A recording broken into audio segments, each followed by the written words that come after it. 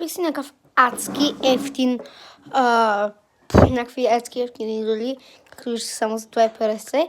Сега ще видим с терминала на кутията.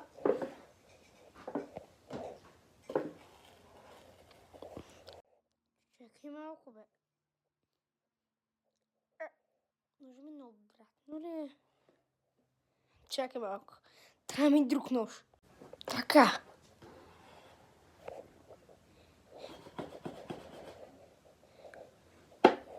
Чакай малко.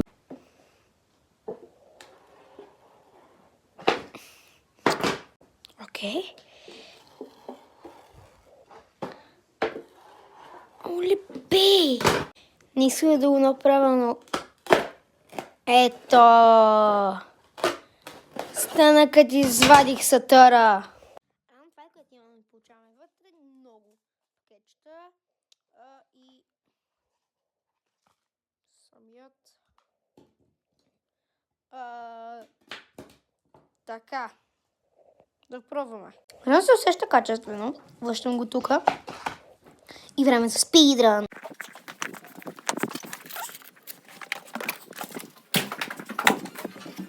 Опа!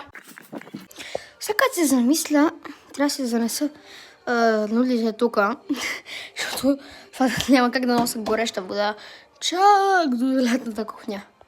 Окей, донеса го тук. Докато спуснем водата се прави, нека да сложим пакетчетата. Защото ето сложих прахчетата, целите 3.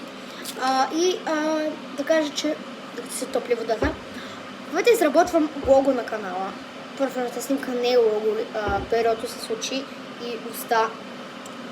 И някакво такова, сигурно вече ще използваме някаква анимация, за да си правим видеята. И да, реално правим някакви работи. Ще в момента правя лого заради... сигурно ще има значки, ако трябва да сме точни. Гайз, водата стана!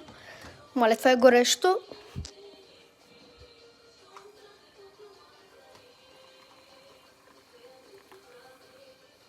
Така. Слагаме този капак, който так му намерих. Отгоре така да се задуши, както знам как се прави. Правят нотите. И ще го пробваме в втора част.